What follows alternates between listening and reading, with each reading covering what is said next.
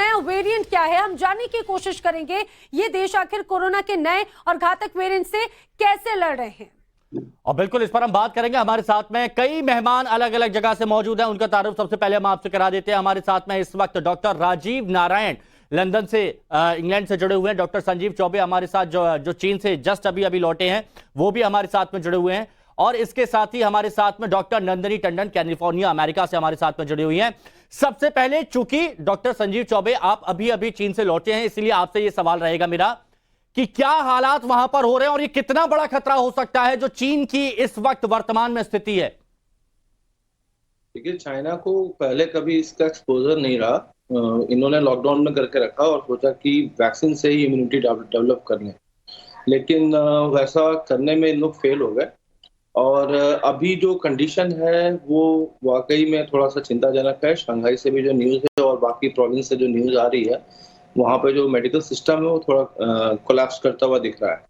और उसमें वहाँ पे भी जो है, ये बात सही है कि लाइन आईवी ट्रिप्स की लाइन के लिए काफ़ी लंबे समय तक वेट करना पड़ रहा है। आईसीयूज के जो ऑक्यूपेंसी है वो कम्प्लीटली फुल्ली ऑक्यूपाइड हो चुकी हैं। और इवन क्रिमेशन वाले जो एरिया है वहाँ पे भी वेटिंग एरिया बढ़ गया है, क्योंकि मेजोरिटी ऑफ देम, जितने लोग हैं वो खुद ही पॉजिटिव हो गए हैं। तो जिसकी वजह से वर्कलोड जो है ज़्यादा है और एम्प्लॉयज जो है और या हेल्थ वर्कर वो लोग कम है। इस वजह से मास्क को हैंडल करने में उनको दिक्कत हो रही है। इसलिए लिटिल बिट वो फोर्स भी कर रहे हैं कि आप लोग के पास माइल्ड सिम्टम है तो भी आप काम कीजिए, लेकिन लोग इतना डरे हुए हैं कि वो पहले अपना हेल्थ का केयर कर रहे हैं, बाद में दूसरों को प्रायोरिटी दे रहे हैं। बिल्कुल, लेकिन ये अपने आप में बहुत ज्यादा चिंता की तस्वीर भी सामने आ रही है डॉक्टर संजीव, क्योंकि हमने देखा है कि ऑल ओवर दी वर्ल्ड अब चाइना से जो तस्वीरें हैं वो क्या हैं। डॉक्टर नंदिनी, आपसे मैं समझना चाहूंगी, क्योंकि ये भी कहा जा रहा है कि पिछले कुछ समय में, खासतौर से जो फर्स्ट वेव आई 2020 में हमने कोविड की शुरुआत देखी, डेल्टा जैसा गंभीर वेरिएंट देखा, अब ये जो ओमाइक्रॉन का BF.7 है, कैसे इसे देखती हैं? कितना घातक है, कितना इंपॉर्टेंट भी हो जाता है स्पेशली?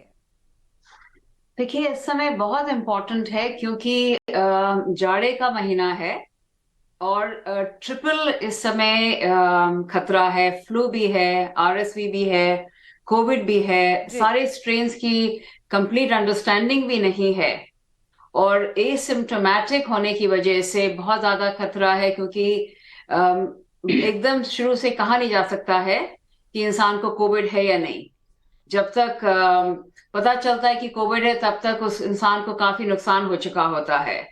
तो ये जो ट्रिपल आ रहा है, 3 तरफ से जो आ रही है प्रॉब्लम्स, उसको लेके इस समय बहुत खतरा है और अमेरिका में हम लोग बहुत संभाल के चल रहे हैं। जी मैम, लेकिन हमने ये भी देखा कि मामले बहुत तेजी से बढ़ रहे हैं। हम अपने व्यूअर्स को भी बता दें, हम अगले सवाल की तरफ बढ़े। दरअसल जिस तरह से एक बार फिर से कोविड की तस्वीर नजर आ रही है, हमारा इन सभी एक्सपर्ट से बात करने का मकसद भी यही है कि आपको हम डराएं नहीं, लेकिन समझाएं जरूर। आप इस चीज को समझिए जरूर कि लापरवाही बिल्कुल नहीं बरतनी, और यही हमारे इस कॉन्क्लेव का एक मुख्य मकसद भी है। हिमांशु। बिल्कुल, और डॉक्टर राजीव नारायण भी हमारे साथ में है, लंदन से जुड़े हुए हैं। डॉक्टर नारायण, आपसे मैं ये जानना चाहूँगा, क्योंकि इस वक्त जैसा कि डॉक्टर जो हमारे साथ में कैलिफोर्निया से जुड़ी हैं नंदिनी, उन्होंने बताया भी कि ये मौसम ऐसा है कि ज़्यादातर लोगों को फ्लू हो रहा है, ज़्यादातर लोगों की तबीयत खराब हो रही है, और ऐसे में अब ये खबर हम सुन रहे हैं कि बहुत ज़्यादा तेजी के साथ ये कोरोना का नया वेरिएंट बढ़ रहा है। कैसे लोग इसको समझेंगे? जी शुक्रिया। मैं तो समझता हूँ कि अभी जहाँ तक कोरोना का सवाल है, भारत में अभी मैं नहीं समझता हूँ कि बहुत ज्यादा घबराने की बात है, क्योंकि हमने जो वैक्सीन यूज किया था भारत में वो बहुत ही अच्छी वैक्सीन थी। चीन में कोविड के फैलने का कारण ये था कि चूंकि उनकी वैक्सीन अच्छी नहीं थी। हमारे यहाँ जो वैक्सीन यूज किया गया था बहुत अच्छा था। हमारे यहाँ यूरोप में जो और यूके में जो वैक्सीन यूज किया गया था वो सेम वैक्सीन था जो कि आप इंडिया में भी यूज करे थे। आप समझे कि ये जो वेरिएंट है BF.7, जिसके चलते चाइना में इतना ज्यादा कोविड फैल रहा है, वो वेरिएंट हमारे यहाँ लास्ट 3 महीना पहले भी देखा गया था। लेकिन अभी तक केसेस इंग्लैंड में नहीं बढ़े, सामान्य स्थिति है। इंग्लैंड में कोई भी रिस्ट्रिक्शन नहीं है और सब चीज सही ढंग से चल रहा है। लेकिन इसका ये मतलब नहीं है कि हम अपना प्रिकॉशन नहीं लें। खास करके हम देख चुके हैं कि Covid is full of surprises, इसलिए जरूरी है कि हम लोग अपना जो बूस्टर डोजेज हैं, खास करके जो इम्यूनो कॉम्प्रोमाइज लोग हैं जिनकी इम्यूनिटी वीक है, वो जरूर से बूस्टर डोज लें, प्रिकॉशन लें, मास्क पहने, खास करके भीड़ वाले एरिया में जा रहे हैं तो मास्क पहने, और सोशल डिस्टेंसिंग भी कुछ मेंटेन करने की जरूरत है। बिल्कुल, ये बहुत इंपॉर्टेंट बात है सर कि कोविड प्रोटोकॉल का पालन करना अब और भी ज्यादा इंपॉर्टेंट हो जाता है। इस समय हमारे साथ में जापान से, टोक्यो से डॉक्टर अनिल कुमार भी जुड़ रहे हैं। डॉक्टर अनिल, आपका भी बहुत स्वागत है। डॉक्टर अनिल, हमने देखा है कि जापान में काफी ज्यादा केसेस आ चुके हैं। ऐसा नजर आता है कि जापान, चीन के बाद में सबसे ज्यादा केसेस जापान में नजर आते हैं। वहां की स्थिति को जरा समझाइए, क्योंकि ये भी कहा जा रहा था कि vaccination, double dose, booster doses के बाद में भी अगर ये इम्पैक्ट है तो और क्या प्रिकॉशंस होने चाहिए फिर? यहाँ पर अभी केसेस 2 लाख से ज्यादा हो गए हैं और एक दिन में 20,000 से ज्यादा केसेस हो रहे हैं। अच्छा। फिगर्स तो ज्यादा दिखा रहे हैं मगर इतना पैनिक नहीं है यहाँ पर, क्योंकि जापानी लोग काफी प्रिकॉशन लेते हैं। वो सारे मास्क पहन रहे हैं, अभी तक भी सारे यहाँ पर 99% मास्क पहनते हैं, जी जी। हाथ धोते हैं, पर फिर भी केसेस बढ़ रहे हैं। ऑन द होल एवरेज मेरे ख्याल में 4 वैक्सीनेशन तो सारों को लग गए यहाँ पर, एंड गवर्नमेंट काफी प्रिकॉशन ले रही है ताकि इसका स्प्रेड ना हो। अभी इन्होंने पूरा कंट्री को खोला है, बट पता नहीं लगता है कि क्या होगा। मैं अभी पूरे वर्ल्ड में चक्कर मार के आ रहा हूँ। दुबई भी होके आया, दिल्ली भी होके आया, अमेरिका, लॉस एंजलिस, मैक्सिको, पूरा चक्कर मार के आया हूँ। जी सर। पर जितने प्रिकॉशन जापानीज गवर्नमेंट ने लिया है वर्ल्ड में, मेरे को नहीं लगता किसी ने लिया है। बट लेकिन सर, जिस तरह से जो नया वेरिएंट है, आपको लग रहा है कि सेकेंड वेव में जो हमने डेल्टा वेरिएंट देखा था वो जितना जानलेवा साबित हुआ, बॉडी पर इम्पैक्ट उसका पोस्ट कोविड भी बहुत इम्पैक्ट नजर आया, तो क्या ये वेरिएंट भी उतना ही ज्यादा खतरनाक है, या बॉडी, अब लोगों का इम्यून सिस्टम कंपैरेटिवली स्ट्रांग हो चुका है? कंपैरेटिवली स्ट्रांग नहीं बोले, अभी यहाँ पर जो डेथ्स हो रही है अबाउट 20 to 44 है, तो परसेंटेज ऑफ डेथ बहुत कम है कंपेयर टू द कितना जो कोविड जो चल रहा है उसके हिसाब से बहुत कम है। तो ये मेरे ख्याल में यहाँ पर प्रिकॉशनरी मेजर बहुत ले रहे हैं। मैं इसके ऊपर अगेन स्ट्रेस करता हूँ, क्योंकि जापान एक ऐसी कंट्री है जहाँ पर डिसिप्लिन बहुत ज्यादा है।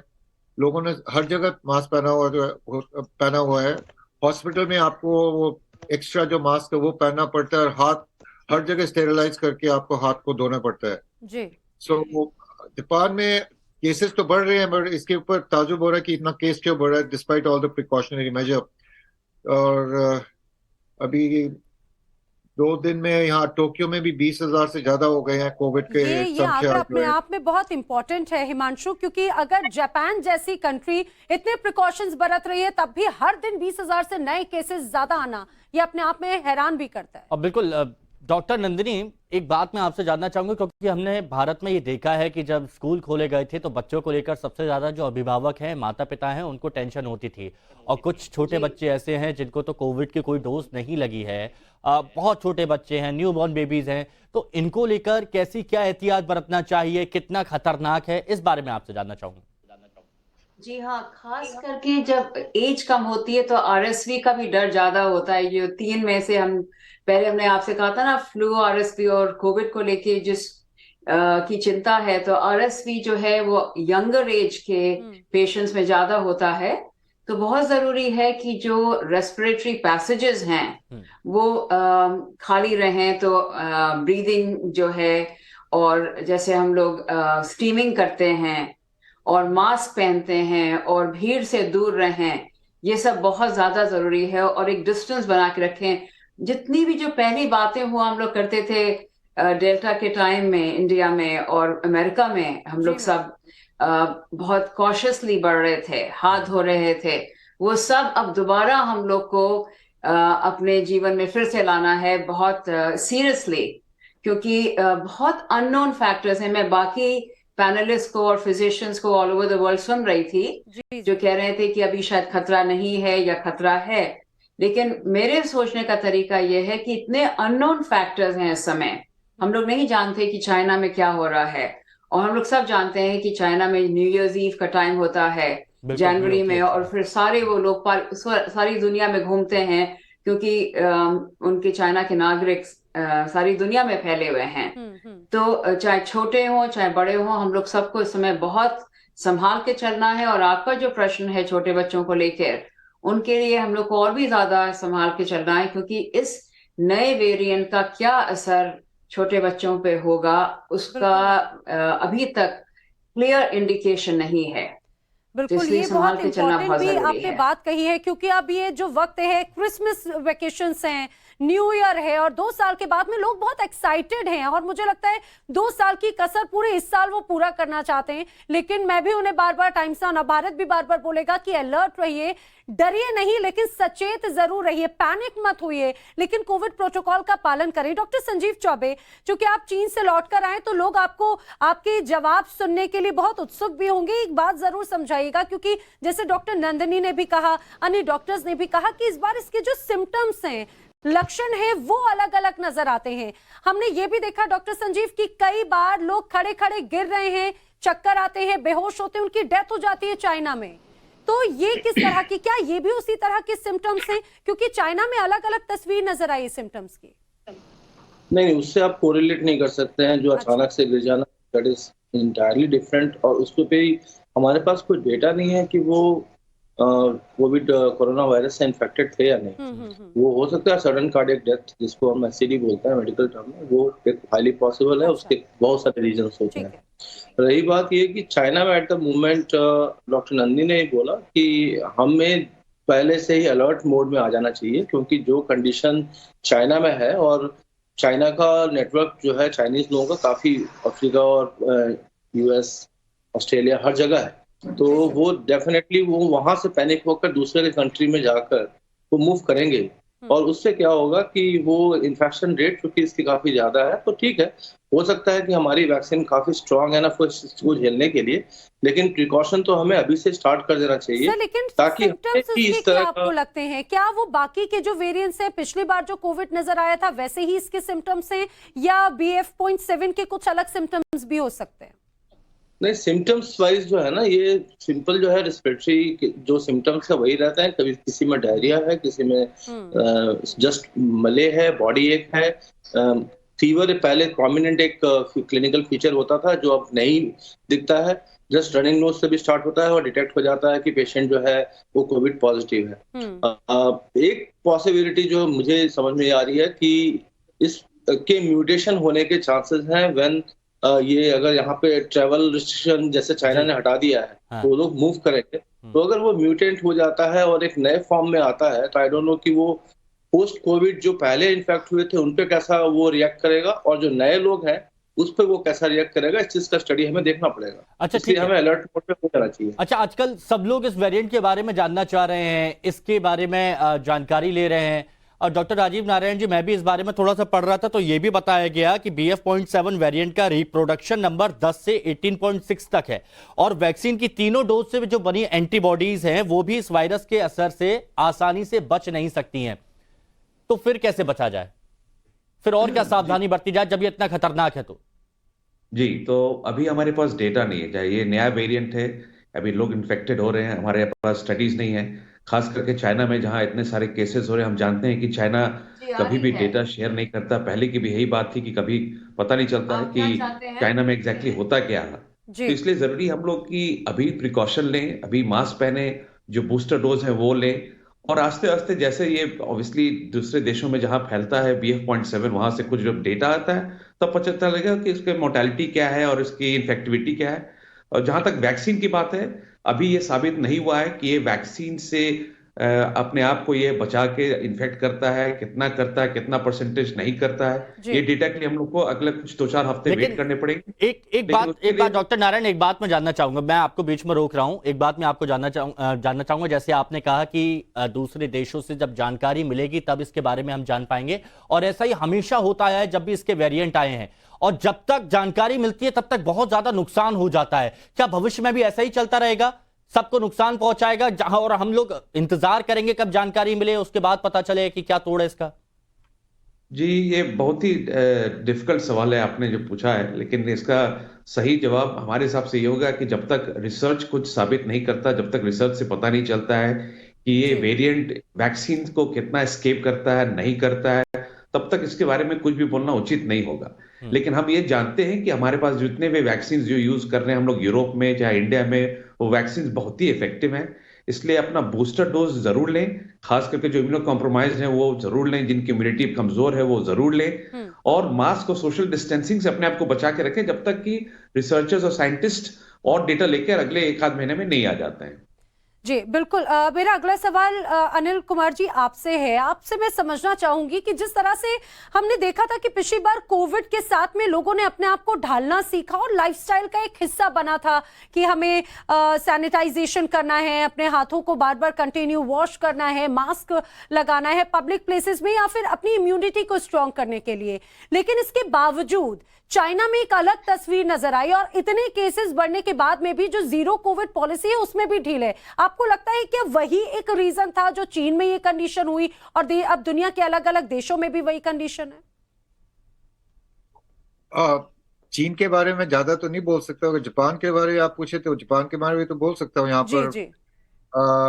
क्योंकि जैसे मैंने बोला प्रिकॉशनरी मेजर बहुत ले रहे हैं यहाँ पर और लोग यहाँ पर बड़े डिसिप्लिन है, तो उस हिसाब से इतना भी कोविड यहाँ पर आप जो फिगर्स आप देख रहे हैं उस जी। हिसाब से लाइफस्टाइल इतनी यहाँ पर नहीं बदली है। हम्म। लोग अभी भी बाहर जा रहे हैं और मेरे जान पहचान में तो अभी तक मैं किसी को भी कोविड से यहाँ पर टोक्यो में तो कोई भी ऐसे नहीं है जो चल बसा कोविड से। जी। बट फिगर्स के हिसाब से 20 से 40 लोग तो यहाँ पर चल बसे हैं, बट वो भी छोटे छोटे मेरे ख्याल में सिटीज में होंगे। जी, जी। Tokyo is totally normal.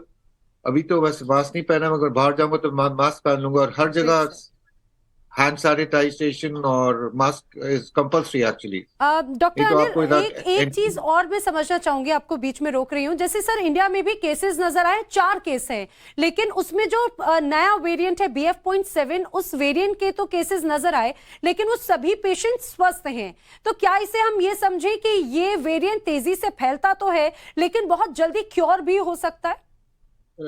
यहाँ पर भी वेरिएंट बढ़ तो रहा है, बट यहाँ पर सारे इन्फ्लुएंजा के हिसाब से इसको ट्रीट कर रहे हैं। कोविड का नाम इसको ज्यादा नहीं दे रहे हैं। ओके। और 3 दिन 4 दिन के बाद हमें खुद नहीं पता लगता है कि एक्चुअली इन्फ्लुएंजा हुआ है या नहीं हुआ है। एक तो या तो बॉडी एक हो जाती है, जी। या तो थोड़ा सा फीवर आता है, या तो आपके गले में खराश हो जाती है, बट 3-4 दिन में ठीक हो जाता है। यहाँ पर सिर्फ बेसिक जो है इब्रूफिन वगैरह जो नॉर्मल मेडिसिन है वही दे रहे हैं डॉक्टर लोग यहाँ पर, और हम भी वही प्रिस्क्राइब कर रहे हैं।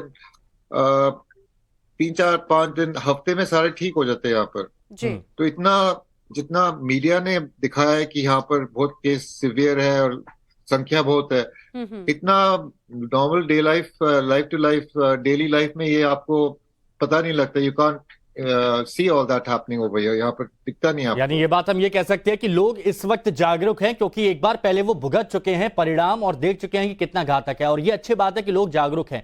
और अपने दर्शकों को हम एक बार फिर से बता दें कि टाइम्स नाउ भारत में इस वक्त ग्लोबल कोरोना कॉन्क्लेव आप लाइव देख रहे हैं और हमारे साथ में अलग अलग जगह से, कैलिफोर्निया से डॉक्टर नंदिनी हमारे साथ में जुड़ी हैं, बर्लिन से हमारे साथ में डॉक्टर गौतम शर्मा वो भी जुड़े हैं, डॉक्टर राजीव नारायण जी लंदन से जुड़े हुए, डॉक्टर संजीव चौबे जी चीन से अभी लौटे हैं, डॉक्टर अनिल कुमार हमारे साथ टोक्यो जापान से लौटे हुए हैं। डॉक्टर नंदिनी, बाकी देशों की अपेक्षा तैयारियां हम देख रहे हैं कि कहां पर क्या तैयारी है। भारत भी अभी से ही बहुत सारे कदम उठा रहा है, सावधानियां बरती जा रही हैं, लेकिन चीन हर बार कुछ ना कुछ ऐसा करता है जिससे पूरी दुनिया में यह संक्रमण बहुत तेजी के साथ फैल जाता है। क्या बाकी के देश अब पूरी तरह से तैयार हैं उससे लड़ने के लिए और चीन की समस्या से निजात पाने के लिए, लगता है आपको? नहीं, आपका प्रश्न बहुत सही है कि चूंकि सबको तजुर्बा हो चुका है तो अब लोग बहुत संभाल के चल रहे हैं। और जैसे one of the fellow panelist या आप वन ऑफ द एंकर्स ने कहा था, आई थिंक ट्रैवल रिस्ट्रिक्शंस की तैयारियां अभी से शुरू हो जाएंगी क्योंकि ग्लोबल एनवायरनमेंट है, बहुत जल्दी फैलती है बीमारियां। तो अब हर देश जो है बहुत संभाल के चलेगा। भारत में एडवाइजरी जारी भी कर दी गई है। बिल्कुल बिल्कुल। पहले तो बॉर्डर्स खुले थे और कुछ देशों ने तो 2020 में अप्रैल मई तक भी अपने बॉर्डर्स नहीं बंद करे थे जी। और उसकी वजह से उनको बहुत ज्यादा नुकसान हुआ था। लेकिन अब की बार सब लोग बहुत संभाल के चल रहे हैं। सही बात है, हम लोग को ठीक से नहीं मालूम कितना खतरा है, लेकिन आई थिंक ये सब लोग जानते हैं कि चूंकि नहीं मालूम कि कितना खतरा है, इसलिए और भी ज्यादा आवश्यक है कि हम लोग संभाल के चलें। और जैसे आपने कहा लाइफस्टाइल चेंजेस जैसे उन्होंने पहले कर लिए थे, उनको दोबारा फिर बहुत सीरियसली उसको लागू लेकिन वो सवाल ये था बाकी के देश अमेरिका की तरफ से भी कहा गया चीन से कि भाई अब तो सारी सही जानकारी दे दो, अभी तक हर बात आपने छुपाई और आपने छुपाया तो खामियाजा पूरी दुनिया ने भुगता। तो सही जानकारी चीन क्यों नहीं मुहैया कराता है जिससे बाकी के देश लड़ सके इससे?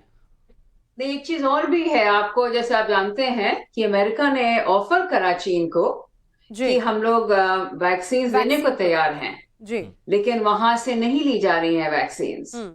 तो वो भी एक समस्या है कि अगर जैसे भारत ने सारी दुनिया में 80+ देशों में वैक्सीन भेजी और उन देशों ने जी वेलकम करा इस ऑफर को और लिया और अपने नागरिकों की जान बचाई है, लेकिन इन दिस केस ये बात नहीं हुई है।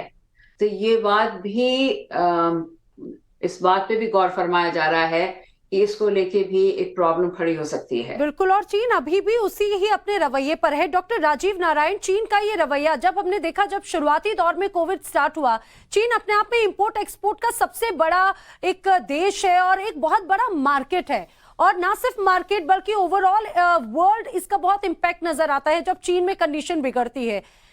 जो पिछले 2 सालों में लॉकडाउन हुआ, मार्केट ठप हुआ, रिसेशन की तस्वीर नजर आई, ऑल ओवर द वर्ल्ड एक सिचुएशन, लोग अब डरते हैं उस सिचुएशन से। आपको लग रहा है कि अभी भी क्या चीन में वही कंडीशन आ सकती है?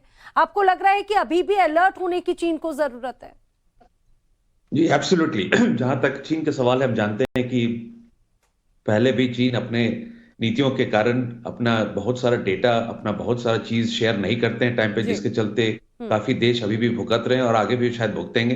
लेकिन ये जरूरी है कि शायद देश भर के और दुनिया भर के जितने इंपॉर्टेंट देश हैं वो चीन पे प्रेशर दें कि जो भी डेटा उनके पास रहता है, खास करके पेशेंट्स के बारे में, कोविड के बारे में, ताकि ये ह्यूमैनिटी को बचाने की जरूरत है, ना सिर्फ चीन के पॉपुलेशन को बल्कि ह्यूमैनिटी, पूरे वो ग्लोबल ह्यूमैनिटी की बात है। तो इसलिए जरूरी है कि वो जो डेटा उनके पास आता है, जो भी वेरिएंट आता है, जो भी वैक्सीनेशन का जो इम्पैक्ट आता है, वो पूरे वर्ल्ड से शेयर करें। ऑब्वियसली अगर वैक्सीन इतना इफेक्टिव नहीं तो हमको कोई इसमें फर्क नहीं लगता है कि चीन दूसरे देशों से लेकर वो वैक्सीन यूज करें, क्योंकि आप देखें कि भारत में बनी वैक्सीन पूरी दुनिया में यूज हो रहा है। तो ये तो आपस में एक दूसरे को सपोर्ट करके एक दूसरे को बचा के चलने की जरूरत है।